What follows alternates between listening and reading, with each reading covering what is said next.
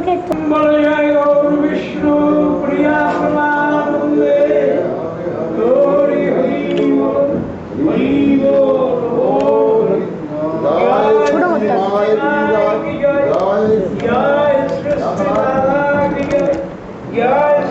একদিন তো পুরো উঁচু নিচু হয়ে গেছে জানো।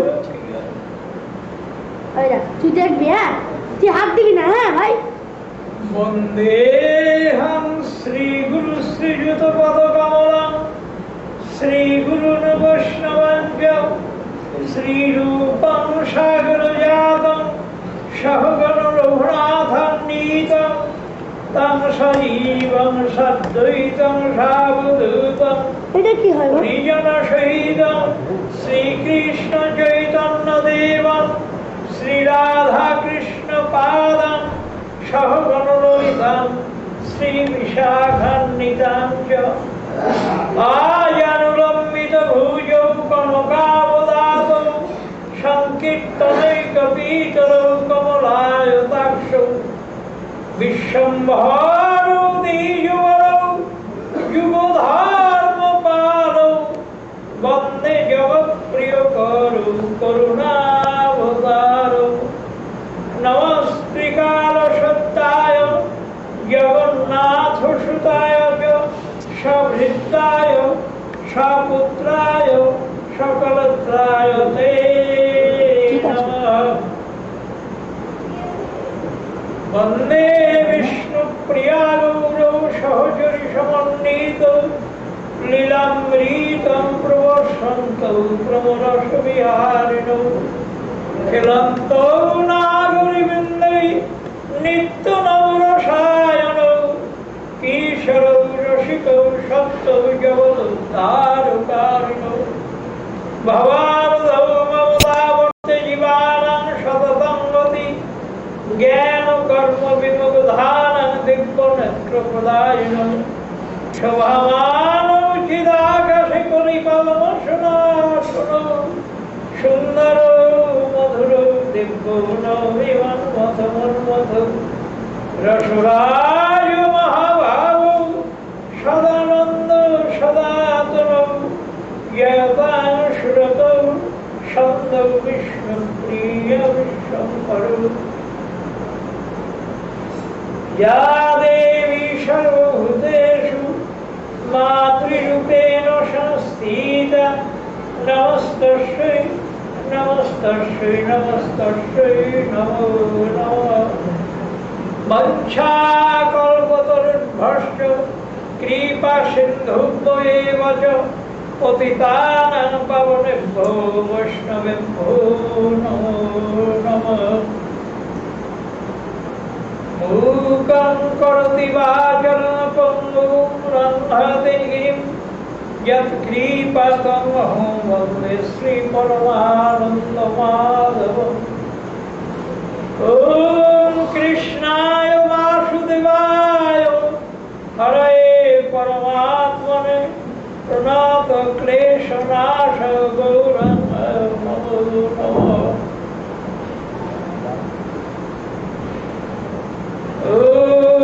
तप्तो काञ्चनवर्णं गौराङ्गी वृषभानुसुता देवीं तां नमामि श्रीहरिप्रिया। উপস্থিত ভক্তবৃন্দ, আমার মা ভাইগণ যারা এসেছেন, দু একজনকে লিখেছিলাম যে কিছু নূতন তত্ত্ব আলোচনা করব, কিন্তু শরীরটা বড়ই খারাপ আজ 3 দিন ধরে। যাই হোক, আপনারা শক্তি দিন আমাকে, সকলের কাছে কৃপা ভিক্ষা। গুরুদেব তিনি এই মহালয়াকে উপলক্ষ করে 1962 সনে আমার এখানে এসে উপস্থিত হলেন একটি ভক্ত সঙ্গে। নাম এটা কি হবে? গোপাল সরকার এসে বলল, তোমার এখানে পিতৃতর্পণ করতে এসেছি। আমি বললাম, আমি কি করব এই জন্য যে তোমার কিছু করতে হবে না, তুমি খালি আমার সঙ্গে থাকো। এই বলে তিনি প্রসাদ পেলেন। প্রসাদ পাওয়ার সময় বলছে, শোনো সুশীল, দাদা মা যে ভজনঙ্গ সাধন করেছেন, আমরা কিন্তু তার কিছুই করি না। এটা আমাদের দুর্ভাগ্য।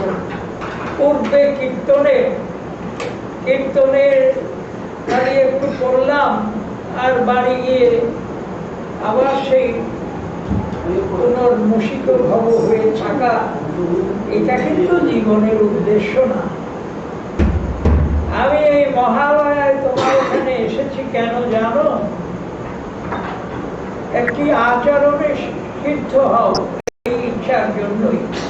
এই কথাগুলো তো এখন আমার মনে করে বলতে হচ্ছে, কিন্তু এটা তিনি যখন বলেছেন তখন ততটা মন দেয়নি।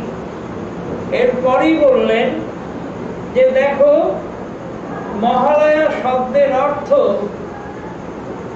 হলেন দেবী পক্ষ আরম্ভ। দেবী পক্ষ আরম্ভ এর বিভিন্ন নাম রয়েছে। একে অকালবোধন বলে, মাতৃপক্ষ আরম্ভ বলে। এই মাতৃপক্ষ আরম্ভ করেই আমাদের শ্রীমা শ্রী দাদা উপস্থাপিত হয়েছেন।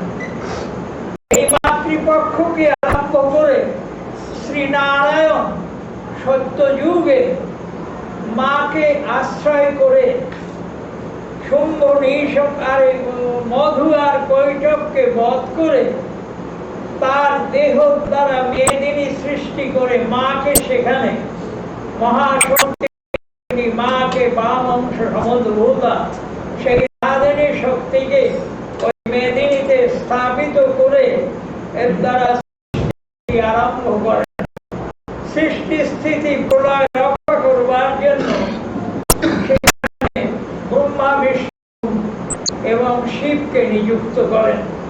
তো মাকে আশ্রয় করে এই সৃষ্টির আরম্ভ করেন আমাদের শ্রী নারায়ণ, যিনি বেদ বক্তা, যিনি অনাদির আদি গোবিন্দ, সর্বকারণ কারণ, যিনি সর্বপ্রথম নররূপধারী, সেই নারায়ণ এই মাকে আশ্রয় করে লীলা আরম্ভ করেন। এই জন্য একটা শ্লোক রয়েছে, সৌর শাক্ত গানপত্য শৈব বৈষ্ণবস্তথা এতে পড়া পঞ্চসিদ্ধি লভতে উত্তম নরা। যারা উত্তম নর মানুষ, উত্তম মানুষ যারা, তারা পাঁচটা সিদ্ধি লাভ করবে। প্রথম সৌর সিদ্ধি, তারপর শক্তি সিদ্ধি, তারপর শৈব সিদ্ধি, বৈষ্ণব সিদ্ধি সবচেয়ে পরে। তো এই যে শাক্ত সিদ্ধি মানে মাতৃসিদ্ধি, এই মাতৃসিদ্ধি হতে আরম্ভ হলো আমাদের শ্রীমা দাদার ধর্ম। আমার শ্রীমা দাদার ধর্মে 24 বৎসর হলো ধর্মীয় লীলা।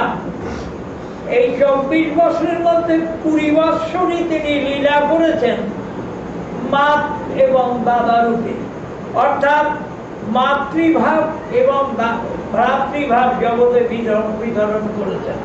আমার শ্রীমার গণের অনেকেই হয়তো এ কথা জানেন না।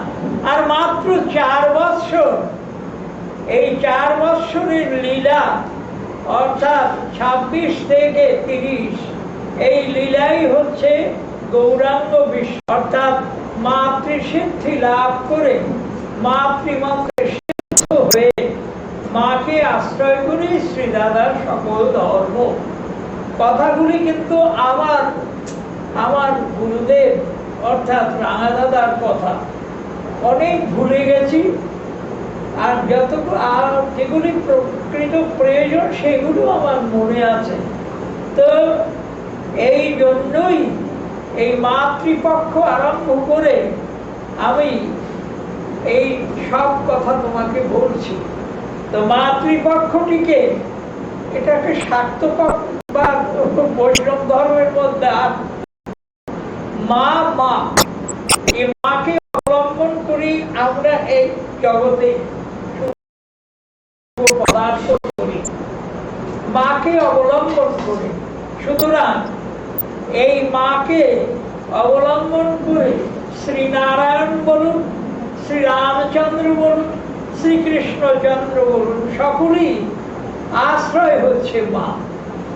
কৃষ্ণ লীলায় মহামায়াকে অবলম্বন করে কৃষ্ণের জন্ম হয়। যোগমায়াকে আশ্রয় করে তিনি রাসলীলা করেন। মহাশক্তিকে আশ্রয় করে তিনি কংসকে বধ করেন। অর্থাৎ কৃষ্ণ লীলার সর্বত্রই দেখা যায় যে একমাত্র আশ্রয়স্থল মা। এই মা আহ্লাদিনী শক্তি। সচ্চিদানন্দ বিগ্রহের একটি হচ্ছে তার আনন্দ অংশ। এই আনন্দ অংশই হলো লাদিনী শক্তি। এই লাদিনী শক্তিরই সর্বশ্রেষ্ঠ শক্তি মাতৃশক্তি। এই মাতৃশক্তিকে অবলম্বন করেই ভগবানের লীলা। আমরা এই জগতে এসেছি এই মাকেই অবলম্বন করে। পিতৃশক্তি সর্বত্র রয়েছে, কিন্তু মাতৃশক্তি একটি প্রকৃতি। এই প্রকৃতিকে আশ্রয় করে শ্রীনাদাদার ধর্ম। শ্রীদাদা যখন সাধন গৃহে প্রবেশ করলেন এবং একাদশ সাধনে সিদ্ধি হলেন, সেই সময় আশ্রয়স্থল ছিল শ্রীমা। শ্রীমা ছিলেন নিত্য সিদ্ধা। তিনি যোগাসনে বসে আছেন। সর্বাঙ্গ থেকে তার অঙ্গ দুটি বিচ্ছুরিত হচ্ছে। শ্রীদাদা যখন দেখছেন যে তিনি কিছু বুঝতে পারছেন না, মায়ের দিকে তাকালেন। মা বললেন, বলো দয়াল শ্রীগুরু শ্রীচরণ ভরসা। এই বলতেন এক একটি সিদ্ধ পুরুষ সিদ্ধ যেতে এসে তারা চলে যায়। এখানেও দু একটা কথা আলোচনা করার দরকার। শ্রী দাদা যখন বিভিন্ন প্রকার যোগ সিদ্ধ অবস্থা লাভ করবেন, সর্বপ্রথম এলেন বিশ্বামিত্র। বিশ্বামিত্রের পরিচয় কি? তিনি একজন ক্ষত্রিয়। তিনি যোগ প্রভাবে ব্রহ্মত্ব লাভ করে ব্রাহ্মণ আখ্যায়িত হয়ে সকলের কাছে ব্রাহ্মণ বলে পূজিত হয়েছেন। তো শ্রীদাদা ক্ষত্রিয়, কায়স্থ মানেই ক্ষত্রিয়, সকলেরই তাদের পৈতা ছিল। তো শ্রীদাদা, যাও তোমরা এখান থেকে, শ্রীদাদা ক্ষত্রিয় কায়স্থ, তাকে সর্বপ্রথম ব্রাহ্মণ অর্থাৎ ব্রহ্মত্ব লাভ করবার জন্য অনুরোধ করলেন বিশ্বামিত্র। তিনি বললেন, দয়াল শ্রীগুরু শ্রীচরণ ভরসা। ব্রহ্মত্ব এমন একটা কিছু না, ব্রহ্মজ্ঞান লাভ করা এমন একটা কিছু নয়। সর্বত্র সমদর্শন হলেই তার ব্রহ্মদর্শন হলো বা ব্রহ্মত্ব লাভ করলেন। মহাপ্রভু এখানে এসে বলেছেন ব্রহ্মত্ব সম্বন্ধে, স্থাবর জঙ্গম দেখে না দেখে তার মূর্তি, সর্বত্র হয় তার ইষ্টদেব স্ফূর্তি। আবার এক জায়গায় বললেন জীবের স্বরূপ হয় নিত্য কৃষ্ণ দাস।